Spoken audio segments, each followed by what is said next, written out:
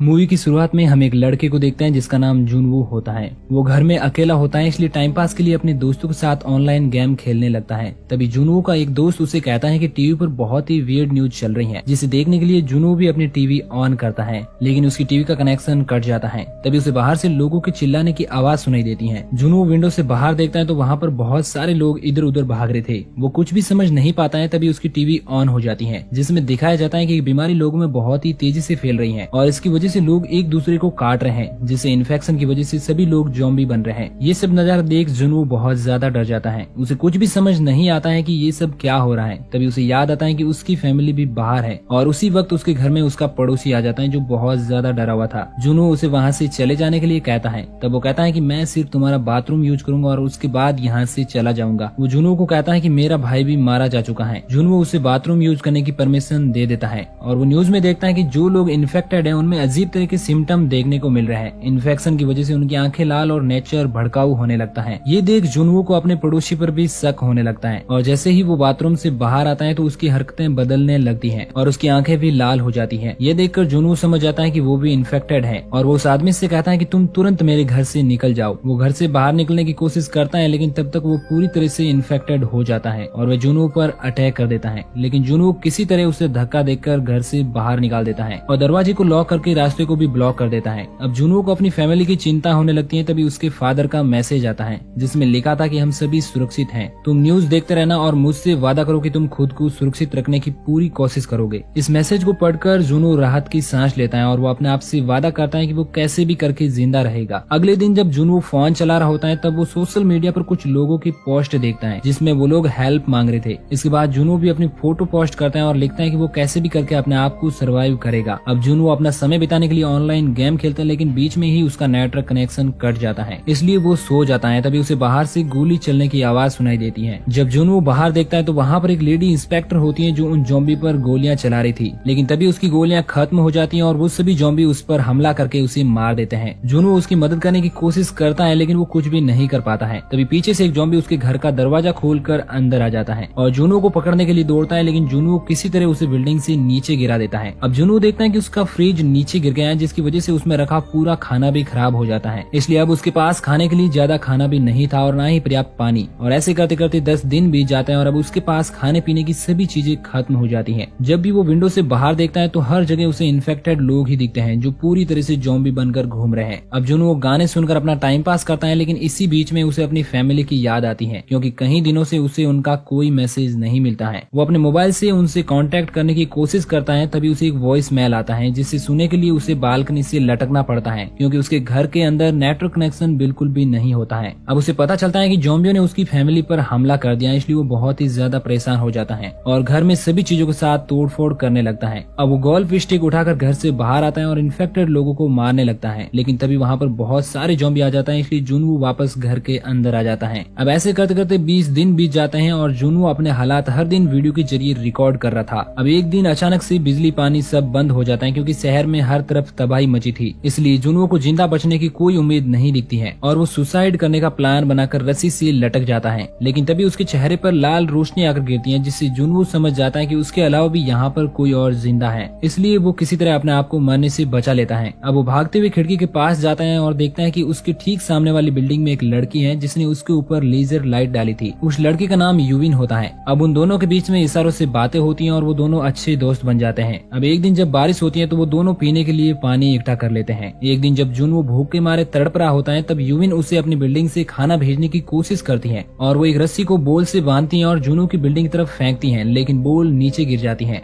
इसलिए जुनवू अपने ड्रोन के जरिए एक तार को यूविन की बिल्डिंग की तरफ भेजता है। इस तरह उन दोनों की बिल्डिंग के बीच एक तार से कनेक्शन हो जाता है और अब यूविन जुनवू को खाना भेजती है। जुनवू खाने को खा रहा होता है, तभी वो नीचे देखता है कि यूविन ने जिस वायर को उसकी तरफ फेंका था उसको पकड़कर ज़ॉम्बी ऊपर चढ़ने की कोशिश कर रहे हैं। वो यूविन को बताता है और यूविन जल्दी से वायर को खोलने के लिए भागती है, लेकिन तभी वो एक टेबल से टकराकर बेहोश हो जाती है। अब एक ज़ॉम्बी उस वायर की मदद से ऊपर चढ़ने लगता है, जिसे रोकने के लिए जुनवू काफी कोशिश करता है और वो अपने ड्रोन को उड़ाकर उस ज़ॉम्बी के पास ले जाता है ताकि वो उसे नीचे गिरा सके। लेकिन तभी पीछे से जुनवू के घर के दरवाजे के बाहर भी बहुत सारे ज़ॉम्बी आ जाते हैं, जिससे उसका ध्यान ड्रोन से हट जाता है और वो ज़ॉम्बी उस ड्रोन को पकड़कर नीचे गिरा देता है। अब वो ज़ॉम्बी यूविन के घर में घुसने ही वाला होता है, तभी यूविन को होश आ जाता है और वो एक कुल्हाड़ी से उस ज़ॉम्बी का हाथ काट देती है, जिससे वो नीचे गिरकर मर जाता है। और इस तरह एक बार फिर से उन दोनों की जान बच जाती है। लेकिन धीरे धीरे उन दोनों का खाना खत्म होने लगता है। तब जुनवू एक दूसरे घर से खाना लाने के बारे में सोचता है और वो पूरी तैयारी के साथ घर से बाहर निकलता है और एक अपार्टमेंट में पहुंचता है, जहाँ पर उसे बहुत सारा खाने का सामान मिलता है। साथ ही उसे 2 वॉकी टॉकी भी मिलते हैं और वो उन सभी को अपने साथ ले लेता है। मगर तभी एक ज़ॉम्बी उस पर अटैक कर देता है, लेकिन वो किसी तरह बचते हुए अपने घर में वापस आ जाता है और सबसे पहले वो भरपेट खाना खाता है और उसके बाद में यूविन के लिए भी खाना भेजता है और साथ में एक वॉकी टॉकी भी। अब वॉकी टॉकी के जरिए वो दोनों बात करते हैं, तभी उन्हें बाहर की ओर कुछ हलचल महसूस होती है। तब वो देखते हैं कि बहुत सारे ज़ॉम्बी उनकी बिल्डिंग के ग्राउंड फ्लोर में घुस रहे हैं। तभी यूविन गलती से टेबल को नीचे गिरा देती है, जिसकी आवाज सुनकर बहुत सारे ज़ॉम्बी उसके घर की तरफ जाने लगते हैं। तभी जुनवू यूविन से उसके अपार्टमेंट के फोन का नंबर पूछता है और उस पर कॉल करता है, जिससे उन ज़ॉम्बियों का ध्यान उस टेलीफोन की आवाज पर चला जाता है और इस तरह यूविन की जान बच जाती है। अब उन लोगों को पता चल जाता है कि इस तरह तो वो जिंदा नहीं रह सकते। जिंदा रहने के लिए उन्हें किसी सुरक्षित जगह पर जाना होगा और इसलिए वो दोनों जुनवू की बिल्डिंग के 8वें फ्लोर पर जाने का प्लान बनाते हैं, क्योंकि यूविन बताते हैं कि उसने अभी तक 8वें फ्लोर पर किसी भी ज़ॉम्बी को नहीं देखा है। अब यूविन रस्सी से लटकर नीचे आती है और उसके नीचे आते ही ज़ॉम्बी उस पर टूट पड़ते हैं, लेकिन वो किसी तरह उन्हें मारकर आगे बढ़ती है। अब जुनवू भी यूविन की मदद के लिए आ जाता है और वो दोनों किसी तरह ज़ॉम्बियों से अपनी जान बचाकर लिफ्ट के अंदर आ जाते हैं और 8वें फ्लोर पर पहुंच जाते हैं। लेकिन 8वें फ्लोर पर भी बहुत सारे ज़ॉम्बी होते हैं जो उन सब पर टूट पड़ते हैं। यूविन हर एक घर का दरवाजा खोलकर मदद मांग रही थी और पीछे जुनवू ज़ॉम्बियों से लड़ रहा था। तभी एक आदमी उन दोनों को अपने अपार्टमेंट के अंदर खींच लेता है। वो आदमी उन दोनों को खाने का सामान और पीने का पानी देता है और बताता है कि बहुत ही जल्द यहाँ पर एक रेस्क्यू टीम आने वाली है जो शायद हमें बचा ले। पानी पीने के कुछ ही देर बाद जुनवू बेहोश हो जाता है और यूविन को भी चक्कर आने लगते हैं, क्योंकि उस आदमी ने पानी में कुछ मिलाया था। अब वो आदमी उन दोनों को बांध देता है और यूविन को बाथरूम के अंदर बंद कर देता है, जहाँ पर उसकी इन्फेक्टेड पत्नी बंधी हुई थी जो बहुत दिनों से भूखी थी। अब वो अपनी पत्नी को खोल देता है ताकि वह यूविन को खाकर अपनी भूख मिटा सके। मगर पीछे जुनवू को होश आ जाता है और वो उस आदमी पर गन तान देता है और वो यूविन को बचाने के लिए उस रस्सी को पकड़ लेता है जिसे उस आदमी की पत्नी बंधी हुई थी। दरअसल वो आदमी अपनी पत्नी से बहुत ज्यादा प्यार करता था, इसलिए ज़ॉम्बी बनने के बावजूद भी वो उसे चाहता है। अब वो आदमी जुनवू को वहाँ से चले जाने के लिए कहता है। इसी बीच जुनवू के हाथ से वो रस्सी छूट जाती है और अब बाथरूम से उसकी पत्नी की आवाज आना बंद हो जाती है, इसलिए वो आदमी बाथरूम का दरवाजा खोलता है। तभी यूविन उसकी पत्नी को उसकी ओर धक्का दे देती है, जिससे वो उसे काटकर उसे भी ज़ॉम्बी बना देती है। इसलिए यूविन उन दोनों को शूट करके मार देती है। उस फायर की आवाज से सारे ज़ॉम्बी ऊपर की ओर आने लगते हैं। इसी बीच यूविन को लगता है कि वो भी इन्फेक्टेड हो गई है, इसलिए वो जुनवू से अपने आप को शूट करने के लिए कहती है। लेकिन तभी उन्हें एक हेलीकॉप्टर की आवाज सुनाई देती है। तब वो दोनों खिड़की से देखते हैं कि एक मिलिट्री हेलीकॉप्टर उन्हें बचाने के लिए यहाँ पर आया है, इसलिए वो बिल्डिंग की छत पर जाने की कोशिश करते हैं और आखिरकार वो दोनों ज़ॉम्बियों से लड़ते लड़ते बिल्डिंग की रूफ तक पहुंच जाते हैं,